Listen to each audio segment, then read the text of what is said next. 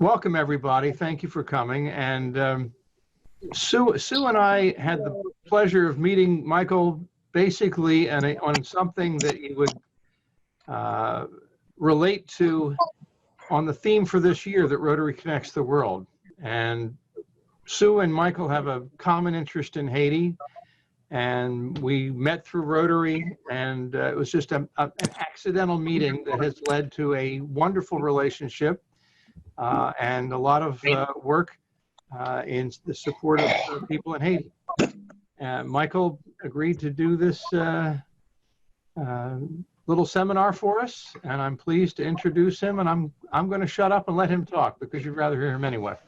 Well, thank you, Peter, and thank you to the Rotarians. I know you do a lot of good work because I am witness to what Sue and Peter have done in Haiti. I am going to talk to you tonight about a virus that we're all familiar with now. What I plan to do is just tell you a little bit about how it gets you sick so that you can understand how you may try to avoid it. And then I'm going to go through a series of questions and recent developments that might be pertinent to you guys. First of all, this is a virus, and it shocks people to find out that viruses are not living things. I call them physical entities. They are not alive, like a bacterium or a fungus or a protozoan. And the virus, when it comes into a host, it co-opts the host cells to become a factory to make more viruses. It is not a thought-out process, although it will seem like it. You'll sit back and reflect and think, how does it know to do that? It must be thoughtful, but it's not. It's an evolutionary quirk that if you have enough things changing, it will be able to do the specific thing in one host or another.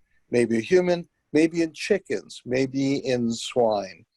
So what happens with this virus, almost all of the coronaviruses come from bats. And you may wonder why that is. Well, bats, if you've ever seen them, bats will be in a cave where there are millions of them on top of each other. And in that cave, they are in close proximity with each other, and they swap a lot of viruses. Now, the viruses do not make them sick. The bats are unusual in that they have a very high resting body temperature.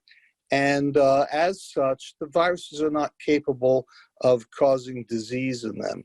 And so all the different viruses are being swapped back and forth from bat to bat. And any potential virus that could mutate will in the bat. And it will then often go from the bat to another animal.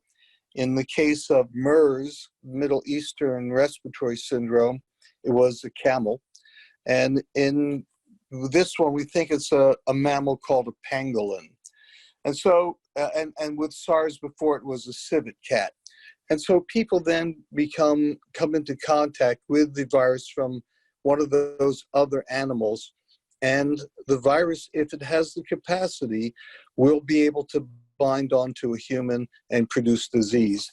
Now, how this virus does that is, as Peter showed you, he has a picture of the virus which has spikes on it. Corona, from the Latin, means crown, and it has that kind of appearance. And each of those spikes has a portion on the end of that spike, a very small portion, called the receptor binding domain. And in that receptor binding domain, there is an even smaller segment called the receptor binding motif. And you might think of it as three little prongs that fit into your cell, into three little holes on the cell, like a plug in a socket. And it just goes in a little bit, could wobble a little bit, could come off. But this virus, SARS-2, mutated to have 4 prongs. And 4 prongs gives it greater stability. So that is one of the reasons why this virus is a little bit more infectious. So when the virus binds onto your receptor, the angiotensin-converting enzyme receptor, it then fuses with your cell and infects the cell. But it takes a certain number in order to produce disease. For SARS, we've worked that out. It's about 1,000. We think it's less for this virus, maybe 400 or 500. And that becomes a very important point when we talk about how we try to prevent becoming infected with SARS-2. The virus is SARS-2, the disease is COVID-19. So you need to get roughly 400 or 500 viruses that you're exposed to. Could you be unlucky and get infected with one? Yes, but it becomes a statistical set of probabilities. It really is going to take a certain number for you to have a high probability of becoming infected. Now, we'll come back to that. I was asked a series of questions that actually, in going through these questions, you will learn quite a bit about this virus. So I will address them. These are questions that Peter sent to me from many of you, sent to me himself, and from a recent talk that I gave about 2 weeks ago. And many of the questions do overlap. So this virus mutates. And in its mutation, we already know there are at least 8 different strains circulating in the world. So the question was, will there be other strains? There already are. What we don't know is if a vaccine is made to one strain, will there be sufficient acknowledgement of that by the immune system to allow the vaccine to give you immunity to this, any one of the different new strains of the virus? We don't know the answer to that. My hunch is that it will be yes, that it will protect, but I don't know that. And we are waiting with bated breath to find out that. Of course, we're going to need a vaccine first. If you followed how this virus has gone around the world, from China, where it began, and I will go on record to say, knowing the virus, and I know it intimately, I do not believe this was man-made. It was made in China, but by bats. This was not an intentional thing. Were there mistakes that the Chinese government did? Absolutely. Are there problems with these markets where bushmeat are sold? Absolutely. But this was not something intentional to try to inflict pain and suffering on people of the United States or Europe.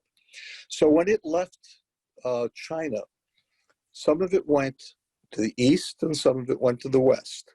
The strains that went from China to the west coast of the United States do not appear to be quite as virulent as the strains that went to Europe and then from Europe to the United States and hence to the East Coast. So the East Coast variants seem to be a little bit more virulent. We suspect that that is a viral phenomenon and not a difference in people living on the East Coast from Americans living in the West Coast. So that gives you some idea as to the ability of the virus to change. Could it mutate to become less virulent? It could. I would not bank on that, but that's a possibility. So we are following these different strains as they circulate, and I would expect there to be even many more than 8.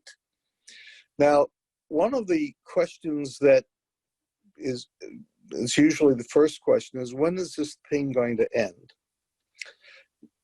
Anyone who tells you when it's going to end is either lying to you or is thinks that they have some kind of special knowledge. There are too many variables to know when this is going to end. Will it mutate and become less virulent? Will it mutate and become less able to infect? Will there be a vaccine? Will there be a drug that will be able to stop disease quickly? Will we develop herd immunity? Well, you've probably heard about herd immunity, and I want to tell you what that means. If you take a piece of paper and lay it lengthwise, landscape it on your desk, and you fill it with a bunch of dots from the right side margin all the way to the left. The right margin will be the Delaware River. The left margin will be Lancaster. I think you will all agree that if no one leaves their local little neighborhood, a person in Roxborough will not infect somebody in Lancaster, but the virus will move there. And how is that? The person in Roxborough will infect the person in Fishtown, who will infect the person in Bucks County, and all the way across to Lancaster. Now we're going to do something to change that. We're going to start erasing some of those dots from the right to the left. And as we erase those dots, we are erasing them because that person died of COVID-19 disease, or that person became infected and developed immunity and survived, or that person got a vaccine, or whatever it is. We have now erased some of the people who could cause the virus to march across Pennsylvania. That is herd immunity. So it's the ability to stop disease by, if this were a forest fire, getting rid of the brush that would allow the fire to propagate. And unfortunately, some of that is because of death. But what we are hoping is that we will have a vaccine that will do that. And I will speak to that more in a second. But I to be honest, I like to quote a baseball player by the name of Bob Uecker. I don't know if anyone remembers Bob Uecker. He was a catcher, and he played for the Phillies for a while.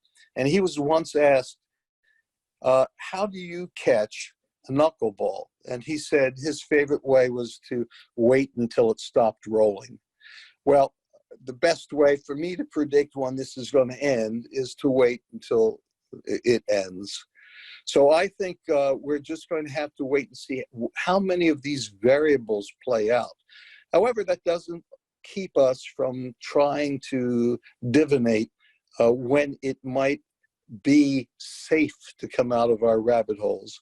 And I will discuss that. That is one of the questions that came for us. So we currently are having many different drugs in clinical trials and vaccines. There are over 100 vaccines that are being developed right now.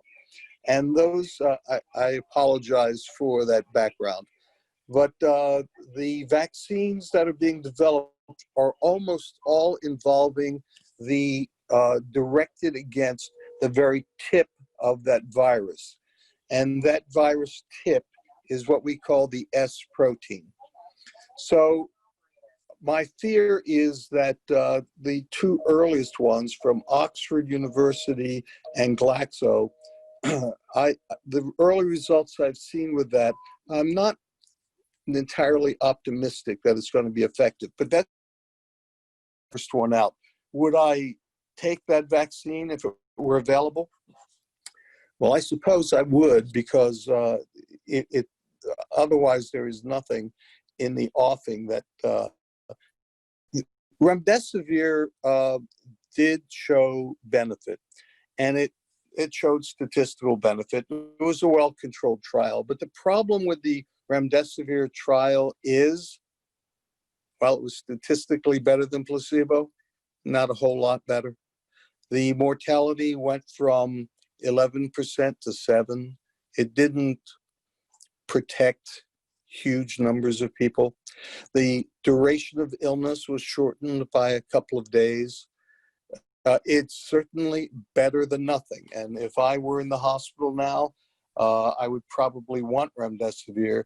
But it's not like when you would get penicillin for strep throat and you knew you'd be cured and feeling better in 4 days and cured in 10. So I think we are still going to be waiting for some drugs. But what I am most optimistic about, and I think we will see this in the relatively near future, by that I mean November or so, is the use of pooled hyperimmune gamma globulin. These are antibodies that people have made who have survived the disease. They are pooled across many people, and these antibodies are effective in neutralizing the virus. It's a matter of making enough quantity for them. I am told that the Oxford Glaxo vaccine, there will be plenty of doses, probably sometime between October and November. They're making that at breakneck speed. They are producing it at risk, which means normally we would be developing a vaccine 2, 3, 4 years. To have a vaccine that is produced and made in large quantities this quickly, there's not going to be a lot of data to say it's safe and effective. And there are safety issues with some vaccines.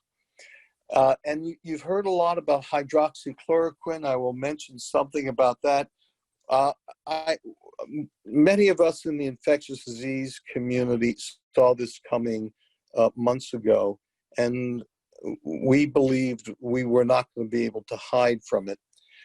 And I have a Chinese infectious disease friend who was writing to me telling me, we're using chloroquine, hydroxychloroquine, and getting good results. And you don't know for sure because they weren't doing it in a systematic way, but I was hopeful that it would have some benefit.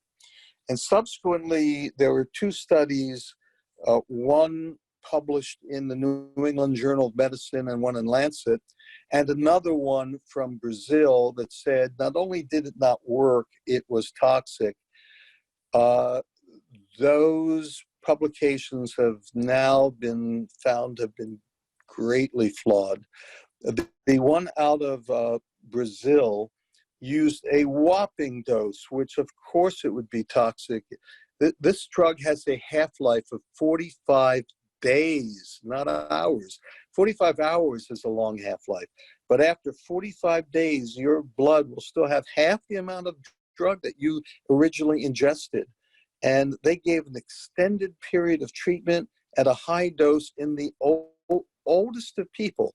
That study was designed by the Marx brothers. And then the publication in the Lancet and New England journals, that's been retracted. We don't know if the data were made up and real.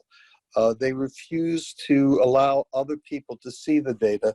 And until that happens, the provenance of that data is circumspect, and everyone is waiting to see. My guess is hydroxychloroquine is probably not going to be effective, but we just don't know for sure.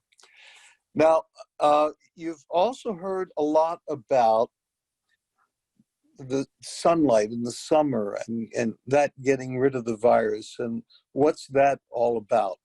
Well, the fact of the matter is that the viral infection rate will decrease in the summer, in large part because people are outside. They're not inside in closed, confined areas with other people. So when you do come into contact with people that you don't know well, it will be maybe at the beach where you can be farther from them in an open air environment.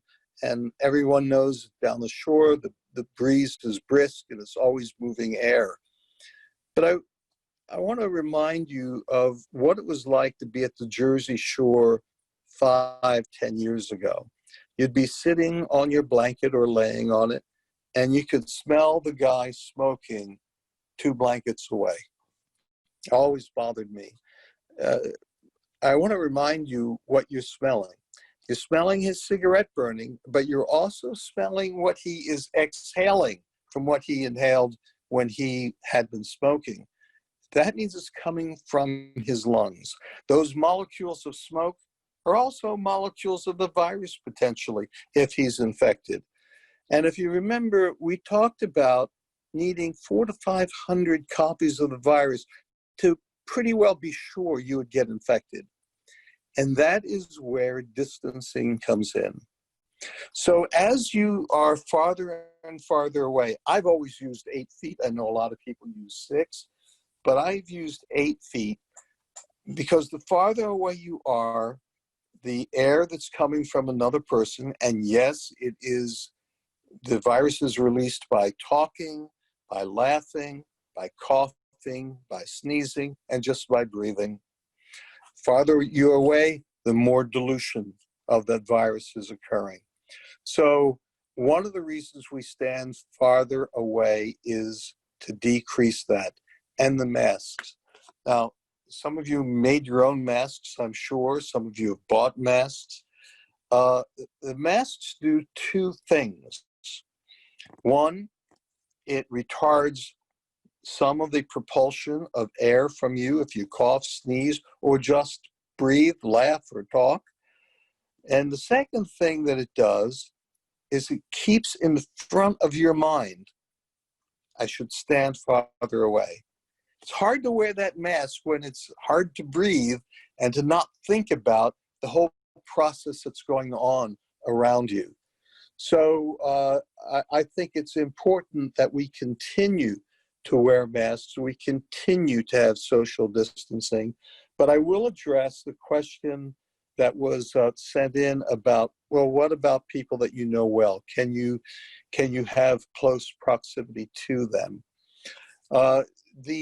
The one question that did come up in my talk 2 weeks ago was, what do you do if someone in your family is sick and not so sick as to need to go to the hospital? What do you do? And there are things you can do. They should stay in a room by themselves. You should put the tray of food by the door and then back off from it. If you need to go into the room, they should don a mask before you go in the room, and you should have the mask as well. You should wash your hands carefully when you come out. And remember that your eyes are a portal of entry as well. So wear glasses. If you don't have prescription glasses, wear sunglasses or goggles. The people who have worn shields, those shields, you may have seen them, they're around the head and they come down, cover most of the face. They're very good at protecting against transmission of this virus.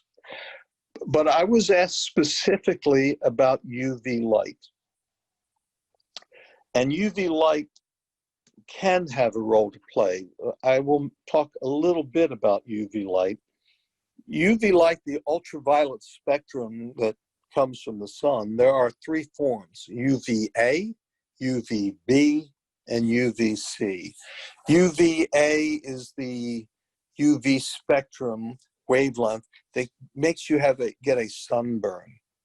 UVB is the wavelength that will give you a darker tan, but also skin cancer. UVC is the wavelength that is virucidal and bactericidal, tuberculocidal. But UVC is bad. It is the most dangerous of the UV lights. But if you want to have UVC, and it's a short wavelength, so if you're far enough away from it, it won't hurt you. UVC is the only one that will kill the virus. And you could have it in the room, over the doorway, over the door jamb, so that the virus, it needs to be exposed to the UV light for 10, 15, 20, 30 minutes.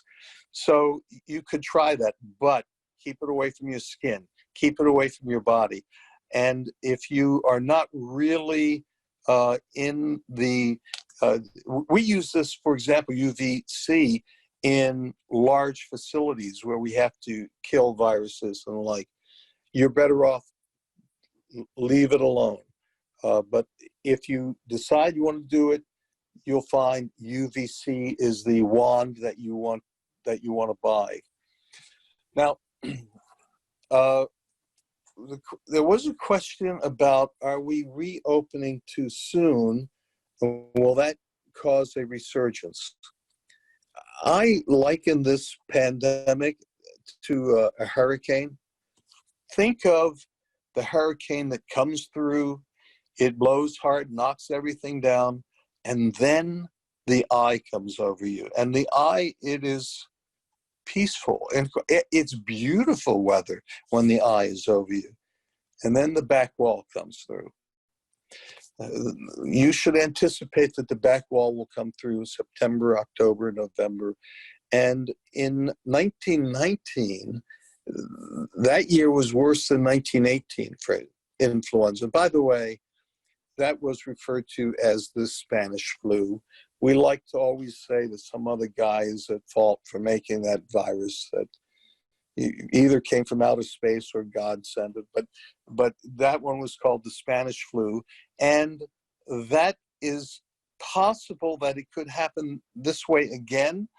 I'm concerned about the number of people who are not wearing some kind of protective shield.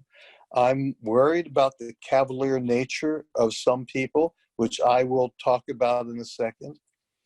But the problem with whether or not we're reopening too soon is that there are two important and opposite phenomena that are tugging at us here. One is for personal health. So if you ask me as an infectious disease person, tell you stay in the rabbit hole. Only have people that you know close by. And even then, if your family comes over, don't kiss so much. Stay back a little bit. I know that you want to do that, but I think if you're going to have your family over, you have to make sure that you know that they haven't been out somewhere else.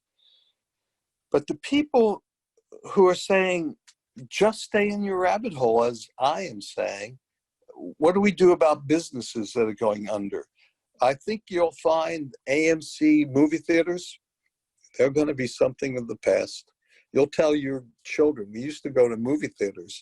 They're not going to be able to survive. And a lot of small restaurants and mom and pop stores are not going to survive. And I don't know how to help that, other than there should be a methodologic approach. And how I would do it, I was asked to write something up for the state of New Jersey for how to open restaurants. And I spent an enormous amount of time doing that, and bakeries, and then they didn't do anything with it. So it would have been okay if I had been paid for it, but I wasn't even paid for doing that. But what I would do is this. Once we have enough tests that we could test routinely, the most important people to test are people who are asymptomatic. If you only have a finite number of tests, assume if somebody has a respiratory infection, assume they have SARS-2 and sequester them. But people who appear to be well, they need to be tested, and tested repetitively. CVS is going to start offering this. So CVSs are all over the place. You need a doctor's note, but then you could start getting tested. Now, I have a grandson that plays ice hockey, and unlike the pros, if you've ever been into one of their locker rooms, they're on top of each other. So I will be talking to the league about what to do to try to protect those kids, because I have a vested interest. I have a darling grandson that plays ice hockey. So whether it is working in a restaurant, playing ice hockey, or whatever it is you're doing, I think the following should be done. Offices could reopen if people are in individual cubicles or offices themselves. Telephones and services should be cleaned with an effective antiviral agent. People should wear masks when they go into common areas like in the cafeteria. I know it's hard to eat with a mask, so that's why I suggest you get your food and bring it back to your cubicle. People be tested on a repetitive basis, maybe once a week. And if they come up positive, then they're held out of the office. Now, you might argue that there's a 30% false negative rate for some of these tests, and that's true. I don't know how to fix that right now until we get better tests, and better tests will be coming. But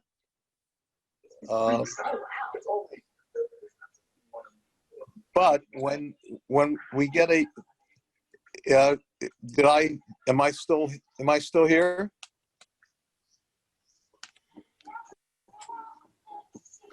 You are. Michael, You're good. okay. You're good. Oh, okay. We've got somebody else who's not muted. Okay. So until there are better tests, I think you do the best you can, and so we should be testing people. Now, I do want to tell you about something that you may or may not be aware of, and that is the concept of the super spreader. Have any of you heard of that, the super spreader? So, Yes. when SARS came about, there was one man who was responsible for 40% of all the disease in South Korea. One man, 40% of all the cases in South Korea. So we don't know why it is that some people are more efficient at spreading disease than others, but it clearly is the case, and it is not for SARS-2 alone. This is true for most infectious diseases, and many of you are aware of this without knowing it by hearing the name Typhoid Mary. Typhoid Mary was one woman with typhoid in London who was responsible for spreading most of the disease in London. So that is something that people need to, we need to try to identify who they are if it's possible, but it's very difficult to do that. Now, a couple of other things that you should know about. Dextromethorphan, vitamin D, zinc, Pepsid, and blood group A. So in cough medication, dextromethorphan is a compound that decreases your cough reflex. It appears that people who are receiving that, and you might take a drug with that in it if you have a respiratory illness, those people seem to be doing worse. So I would avoid that. So look at your cough medication, and if it has dextromethorphan on it, I would not use it.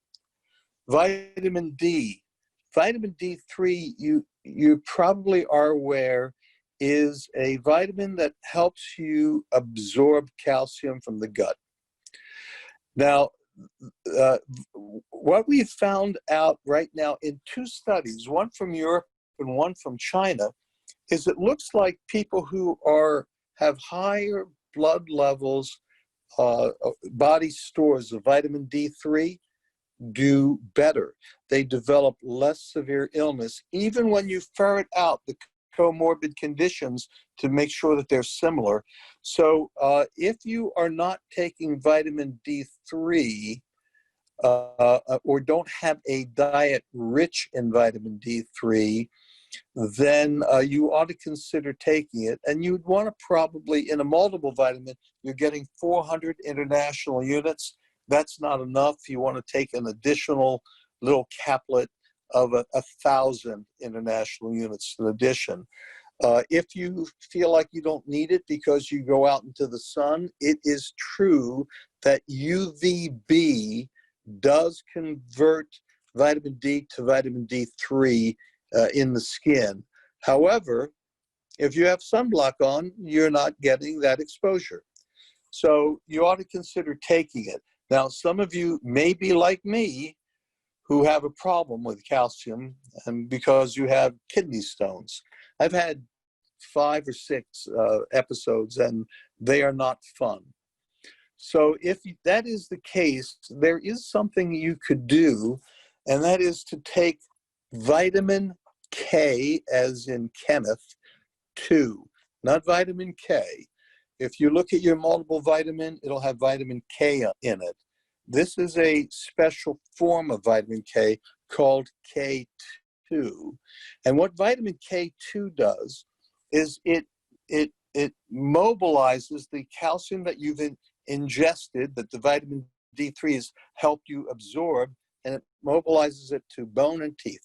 Well, that's a wonderful thing for women, particularly because of osteoporosis, but everyone wants to keep calcium away from the coronary arteries, your cerebral arteries, and from your kidney.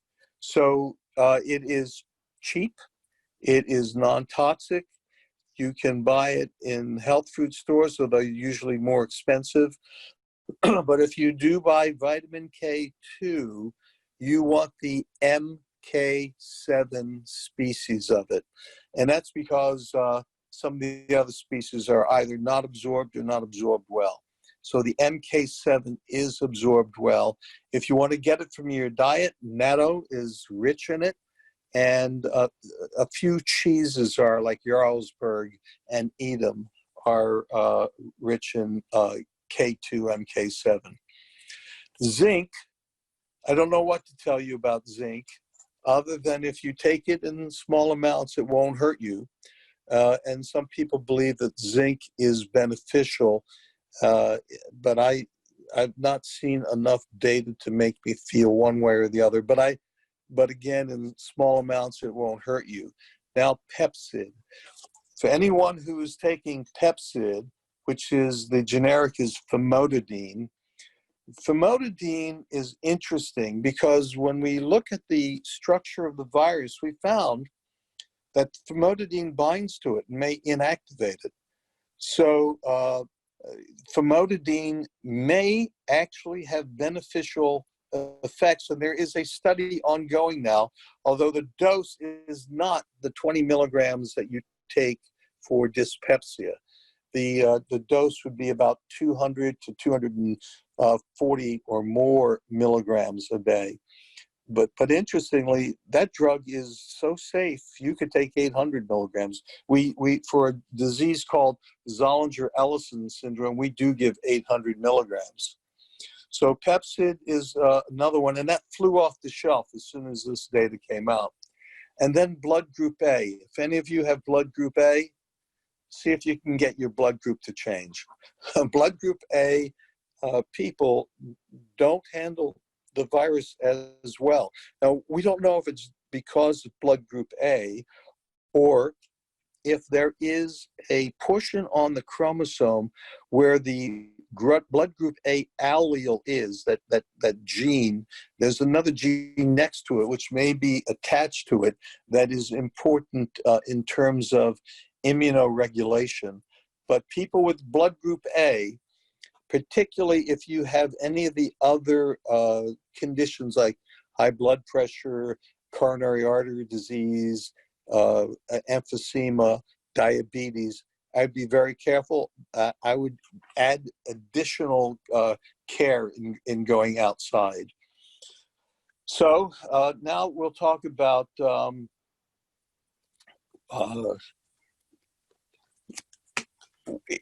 when we get the green signal that we can come out of our rabbit holes, what will I be doing? I'm going to stay in the rabbit hole.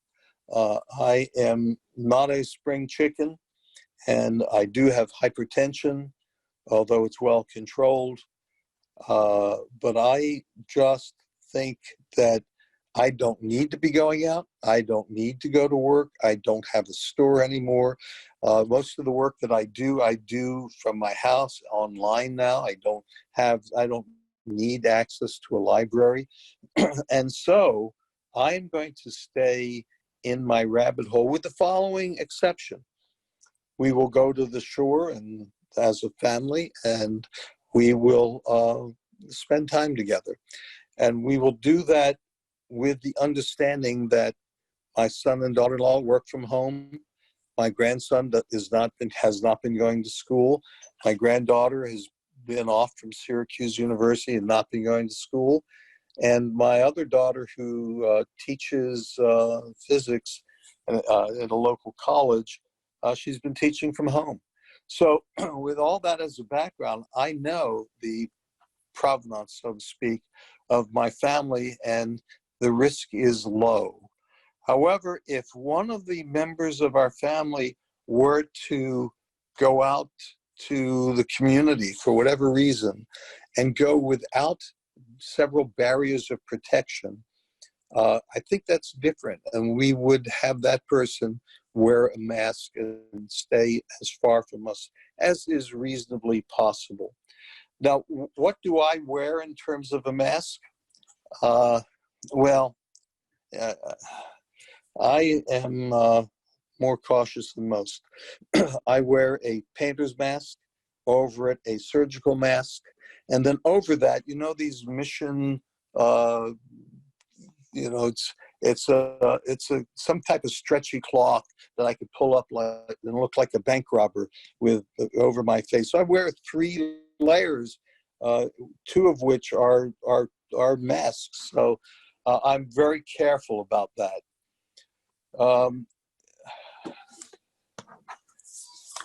Now, air travel.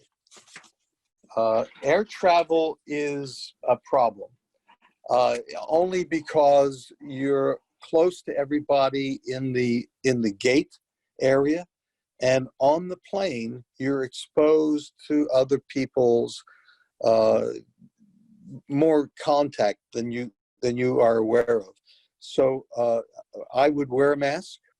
I would bring wipes with me, and the areas that you need to wipe down and wipe down well are your armrests, the fold down table in front of you, the back of the chair in front of you.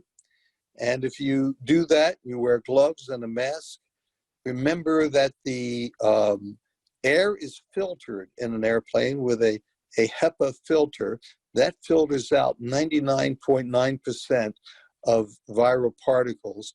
So with that reduction and wearing a mask, you're okay as long as you protect your fingers from touching things. And I would, in addition to wearing gloves, I would wipe down the areas that I mentioned. And I would not use the bathroom if I could help it. I know if you're flying to California, if you're flying to Asia, it's going to be a lot harder not to. So you'll have to do that. Use the wipes that you have when you go into the bathroom. I mentioned a little bit about vaccine development, and I just wanted to tell you what the barriers are to bringing them up quickly. There are 2. There are extrinsic barriers and intrinsic barriers. The extrinsic barriers are barriers to a company, like how much safety do they have to do? How much testing in animals do they have to do? How big a trial do they have to do to demonstrate that the vaccine is protective? And then there are intrinsic barriers. And the intrinsic barriers are what most people don't realize, and that is the time and cost to manufacture large batches of a vaccine. And a huge batch may be contaminated with endotoxin, and the entire batch has to be thrown away. I remember when we were developing Haemophilus influenza B vaccine, having to throw away big batches, and nobody was happy about that. So there are really significant reasons why it is difficult to come up with a vaccine in a short period of time. Do I think that there will be different strains that will require new and different vaccines over time? And the answer to that is, I'm hoping not for SARS-2, but I think that after SARS-2 leaves, there'll be another coronavirus. So some of us are working on a vaccine, not for this outbreak, but that might be looking at areas of the coronaviridea, the coronaviruses, that don't change. And there are a couple very small areas. And we're hoping that by making a vaccine to them, it will be able to be useful to prevent other coronaviral diseases that will be forthcoming. There are about 7 that we know of right now that infect humans. I was asked about the durability of protection of the vaccine. Of course, I can't know the answer to that, but I can divine an answer. We know for SARS and for MERS from the natural disease, which is usually as good as any vaccine or better, the duration of protection is not long. It may be months, but for most people, it's 2 years, a year, 3 years on the outside. The person who goes out and is out for 10 years with detectable antibody is the rare exception. And this is part of the problem with the coronaviruses, as with influenza, and that is, unlike measles, this is a very short-lived phenomenon. So we are going to have to consider giving a vaccine maybe once a year. Whether it's the same vaccine or not remains to be seen. And I was also asked if masks will be the new normal. They'll be the new normal for a period of time, although there are people who you see now who are not wearing them. And I was asked why they don't wear them, and I don't. There were probably classes in medical school that taught you how to be omniscient. I missed those classes. I don't know why they're doing that, but I can think of a plausible explanation. And this goes back to not only this pandemic, but to other pandemics. And that is, human beings abhor randomness. And we live in a world where we are buffeted by random events. I leave my house, I get hit by a truck, a meteor comes down, a new virus comes along. These are things that are not tolerable to people because they have lost control. And when they lose control, what we saw in the past with plague, where children would join hands and go around in a circle and sing Ring Around the Rosie, that was an incantation, a form of magical thinking to ward off plague.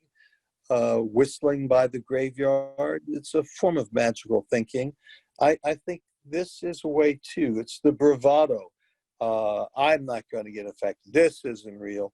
It's a way for people to cope who actually have a hard time coping.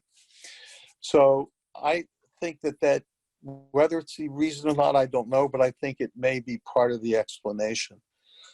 So at this point, what I'd like to do is field any other questions that have come in. Does anyone have any questions? So I'm going to chime in here. We've gotten some questions in the chat, Michael, and thank you. That was a wonderful, wide-ranging explanations of a lot of different things. I will just share with the assembled crowd. I had to take 2 airplane trips recently to Phoenix and back, and even before this, I followed your advice and I did not use the bathroom in the airplane. Good man. And the next time I'll tell you about how to avoid traveler's diarrhea too. Oh, okay. So we have a couple of questions here that I think people wanted to ask, and I think that you may have covered these. I'm just going to go. Oh, there's some. Can you comment on how the aerosol effect? Sneezing, and I'm just going to share with the crowd something that I saw. So if you're wearing a mask and you need to sneeze, the whole idea is that you should pull the mask tighter. I actually witnessed this. Somebody was about to sneeze, so they took the mask off. Oh, Yeah, it's real. The question really is how are we doing with the spreading? Is it mostly through air? How much is contact? What do we know about this? And for example, on an ATM or on an elevator button, you're going into an office building. What are the risks there? Sure. These are actually everyday type issues and problems. So I will tell you, the majority is respiratory by inhalation, but food ingestion is another way because the intestinal tract is rich in the human target protein, angiotensin converting enzyme 2 protein receptor. Touching, and then we touch our eyes, our nose, or our mouth is another way. But the great majority is by inhalation of viral particles suspended in the air or ejected. And if you've never seen the stop frame pictures of a sneeze, I would tell you be prepared to be grossed out. But you have many particles propelled. Now, the bigger particles quickly fall to the ground, but it's the ones that are smaller that are suspended. And you are right, you should hold the mask even tighter. And as I said, I wear a 3-layer of that. So, and I find that mission, I bought them when we were going to Disney World or something, because they can cool you down. But I find they hold my masks on tighter too. So it's something to consider. In wherever I go, I carry a little bottle of germicide, alcohol product in my pocket. So when I am touching things, sometimes you have to touch the buttons. You try to use your elbow, but it doesn't work as well. I'm always using that hand sanitizer. I was asked if the soap, it would be better if it were bactericidal soap. The answer is no. What soap is a molecule that has a hydrophilic side and a lipophilic side. And so the lipophilic side binds to oils, the hydrophilic to water, and it allows water to take oil off your hands. Put some olive oil on your hands and then go rinse it off with water. It doesn't come off well. Use the soap, it comes off well. And the virus has lipid in its envelope, and so it disrupts that envelope. So it could be any kind of soap in the world, and that would be effective. I'll tell you an interesting anecdote. I'll actually tell you two. I went in to get a pizza, and by the way, when I get a pizza, I come home, I put it back in the oven at 180 degrees for another 10 minutes. It gets crispy, but I'd rather have that. But the young man was working there with the mask over his mouth, but under his nose. Yeah. And I said to him, son, he was a young boy. I said, you're not protecting yourself, nor are you protecting me. And he said, but if I pull it over my nose, my glasses fogged up. And I told him, I'd rather your glasses fogged up than you breathe on my pizza. The second story, I was in a supermarket and a woman was walking around again with her nose out of the mask. I saw her and I thought, well, maybe she just took it down for a second. Then I came around because they had the arrows at that time. I saw her again like that. And I stopped her. I said, ma'am, you're not wearing that correctly. If you're going to wear a mask, wear it correctly. Whereupon she said to me, mind your own business. Everybody thinks they're a doctor. And then she turned around to leave, pivoted, and she called back to me, you creep. Whereupon everybody looked, and I'm thinking they must have thought I was fresh or pinched her or something. I don't know. But many people don't seem to understand how to wear a mask. Pinch the top. That's why there's a piece of metal there. So again, I think Peter, you're right. I think you need to always be cognizant that you are doing two things. You're protecting yourself to a degree, and you're protecting others to a degree. Remember, we're not saying you have to stop every single viral particle, but you need to keep it down to a few numbers, not up to the 400 number. Michael, one of our people asked me again would you go over your 3 mask system so that they get a better Sure. handle? So and if you've ever seen, yes, sometimes I wear a belt and suspenders. The painter's mask, you've seen them. They're a cup that goes over your face. And then I take the regular search. Now, I don't have an N95. I've saved those for the people in the hospital. So I make my own, in the manner of speaking. So I have the painter's mask. And then over it, I put a surgical mask. Now, the painter's mask has a rubber band that goes around your head. The surgical one attaches over your ears. I put that over. And then I have this, I don't know if you know what I'm talking about, but this. Like a necky? Yes, exactly. Okay. And I lift it up and I look like a hoodlum. I look like I'm getting ready to rob a bank. And I put that on. And what that does, it fits tightly and it holds my masks in place. And plus, it gives me a little bit more area and by the way, those are washable. The other masks you throw out, that other one you can wash, and just wash it in plain soap and water. So another question I got, you mentioned something about nano food. A food nano? Oh, natto. Okay, so natto, unless you're Japanese, I've traveled a lot in my life, and there are 2 things that I've had in other countries that I hope to never have again. In Australia, it was Vegemite, and in Japan, it was natto. Apparently, you have to acquire a taste for it.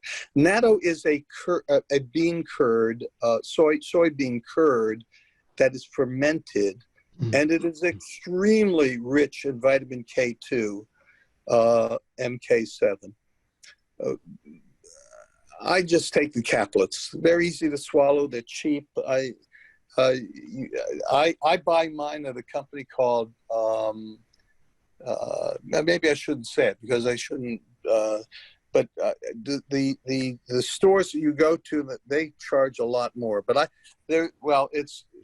it's Pilgrim Pride vitamins, and I wait for there's a sale. You buy one, you get 2 free. I stock up for the year.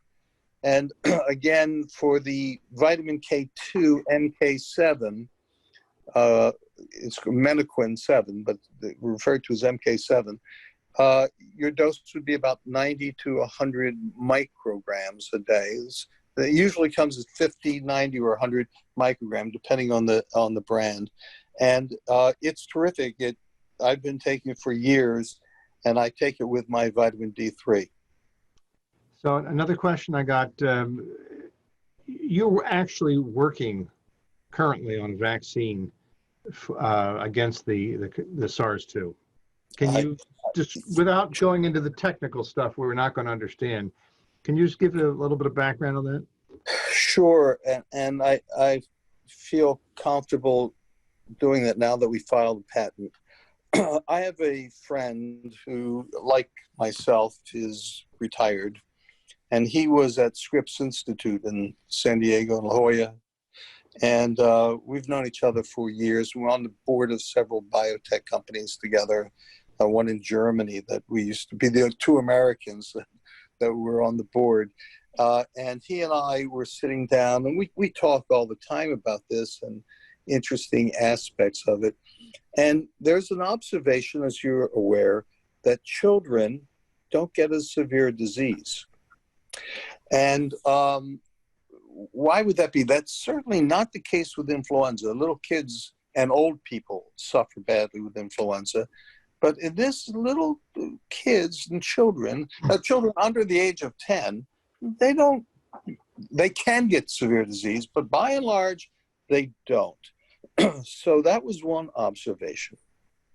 Another observation in veterinary medicine is that there's a disease called swine infectious diarrhea, and they can lose a lot of weight, and it's the bane of a lot of farmers. There are two coronaviruses, different coronaviruses, that can cause that. And if the pig gets infected with one, it can't get infected with the other, which means that there's some cross protection. So the idea that we had was that maybe it's infection with 229E or one of the other coronaviruses that causes mild respiratory disease during childhood that gives you a year or two of protection, maybe, and then you get another one and another one, so that you really kind of have cross protection against other coronaviruses during your childhood. So what we then did is we started looking at the virus, and this virus, to give you an idea how big it is, it's about 30 kilodaltons. And 30 kilodaltons is the size of 2.5 carbon-12 atoms. That's small, but for viruses, it's about the biggest RNA virus we know. It's not as big as rabies virus, which is a DNA virus, but it's a pretty big, it's the biggest RNA virus, as I mentioned. And so we're looking through it, and we're looking for conserved segments. And by conserved segment, I mean in every coronavirus that we know of that infects humans or animals, that part of the virus never changes. And so what we then did is we identified those conserved areas, and we then filed a patent that would said, essentially, we would like to put those conserved areas. Not that it would be the best vaccine for anything, because sometimes with cross protection, you still get sick, you just get a mild illness. Sometimes you don't get any illness. But so if we could take this to be another upper respiratory tract infection, I think we wouldn't be where we are now with this thing. So we filed a patent on those two segments. One involves a protein called the N protein, and the other the M protein. And we are going to talk to some people. The University of Pittsburgh, my alma mater, Hail to Pitt, has a very interesting vaccine. And it is a patch. And what I like about the patch is a 5-year-old could, it's like putting a Band-Aid on you. Anybody could put it on. It doesn't take any kind of skill. It can be stored at room temperature. Like, think about Haiti, think about Africa, think about Myanmar, where it's hot and humid. These could be stored without being, denigrated, and it's cheap. The problem that Pitt has is that they don't know how to be commercial.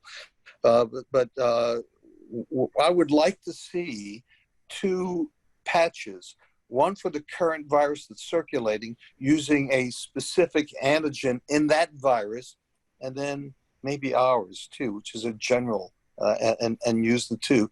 And with ours, you could give that every year or 2 to continue giving a boost to cause the immune system to remember the viral antigens. So that's a little bit about what we do. And what is the probability it'll work? 1 in 100 maybe, but that, what else do I have to do? Is there anyone else who has a question that would like to unmute? Go ahead and unmute yourself and ask the question.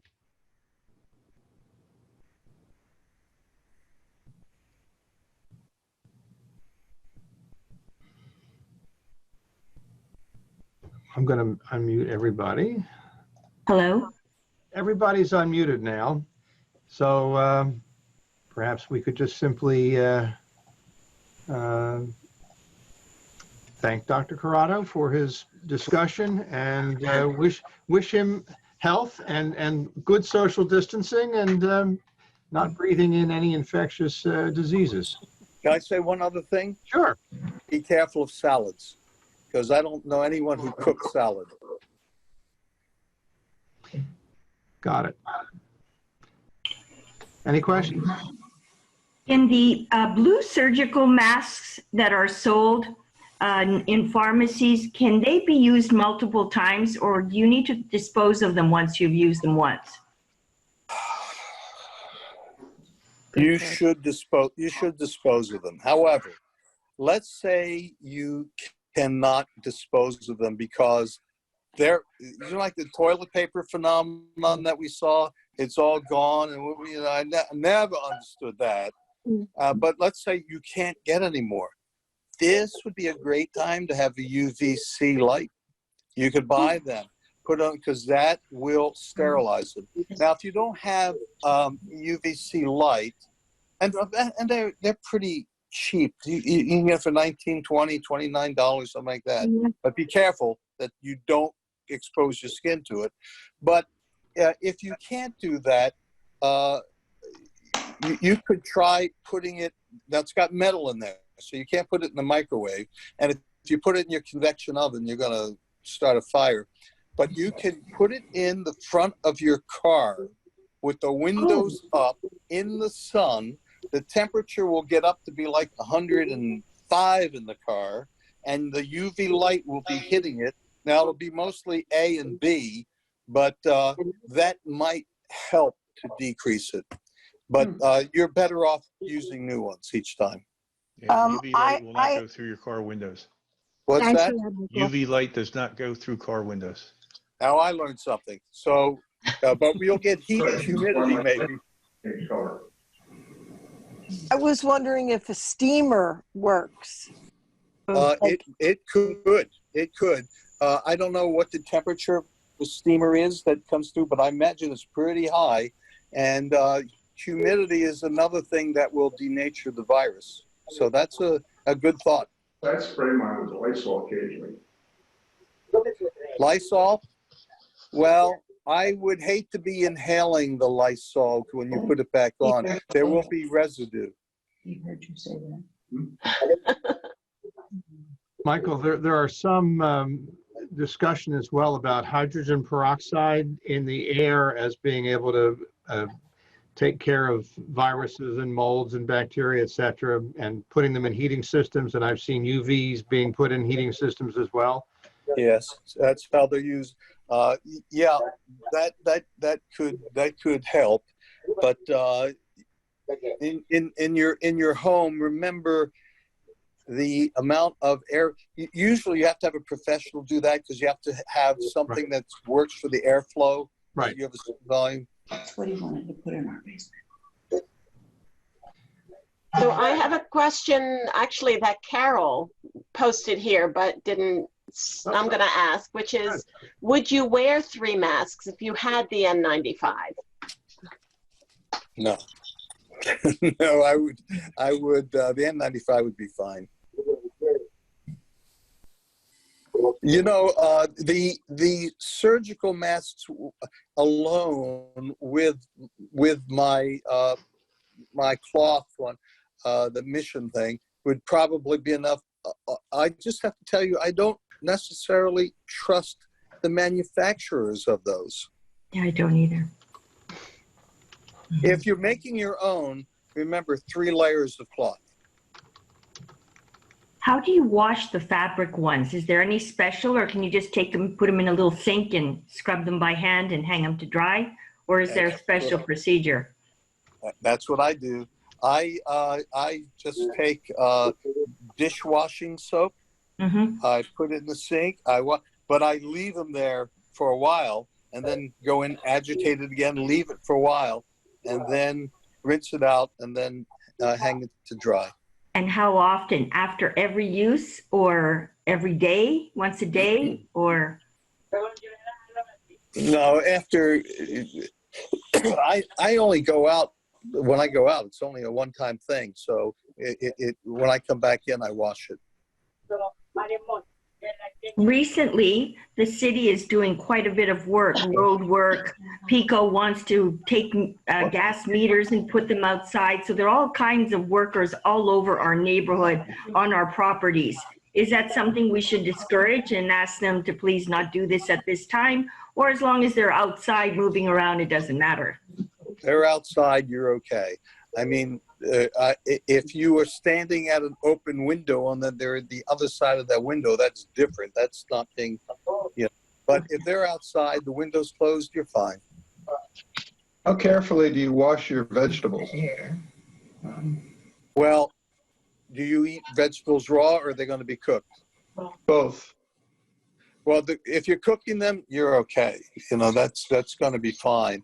If you're not cooking them, I think you need to wash them very carefully. And if, for example, when I have a potato, I wash it with soap and water, scrub it, and then rinse it off. And I think you could do the same thing with celery. I think, though, that when you get into lettuce and all that, I just don't know. So I haven't had lettuce in a couple months now. Michael, even from the grocery store, even prepackaged, because how long will it actually stay on the lettuce? Yeah, what Sue is bringing up is a good point, and that is this virus doesn't last forever. But the fact is that bag is moist in there. It's at room temperature. Moisture may degrade it, certainly, but I just don't know for sure. My guess is you're probably safe because those are days in, I don't know how many days it takes from the field to the packaging facility to your giant supermarket to your home. I would imagine it's got to be a week or two. And if that's the case, you're probably safe. Do you need to wash your groceries before bringing them in the house? So when you get them in the house, immediately wash everything? I did that in the beginning. I stopped doing that. That was quite a hassle. And I used, for example, you have cans of soup and all that. I used what Sue was just mentioning. And that is the idea that the virus does not last on paper very long at all, a few hours, or cardboard, a few hours. So I thought, what's the likelihood that the virus could still be viable there? And so I stopped doing that.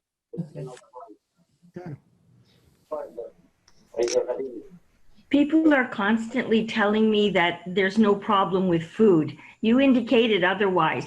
Could you explain that a little bit? Sure. So what people have been saying is that we clearly, part of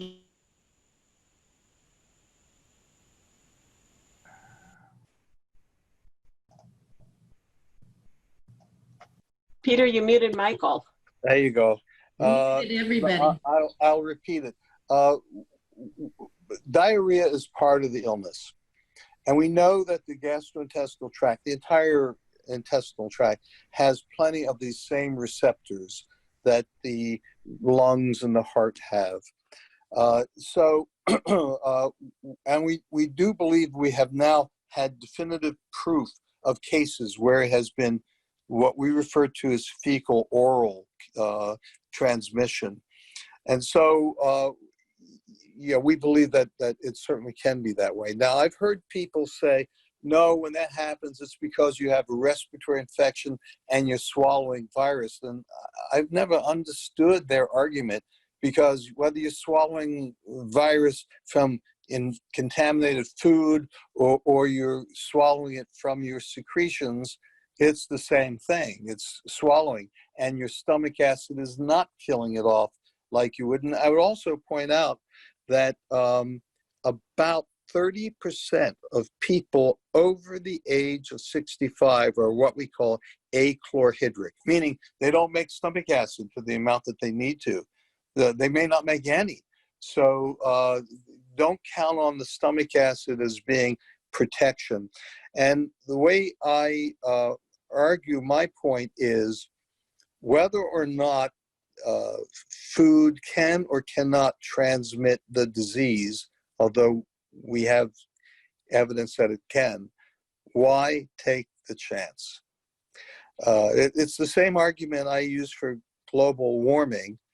I've been working in that area too as a side thing, but there are people who say, well, changes in temperatures are cyclical anyway.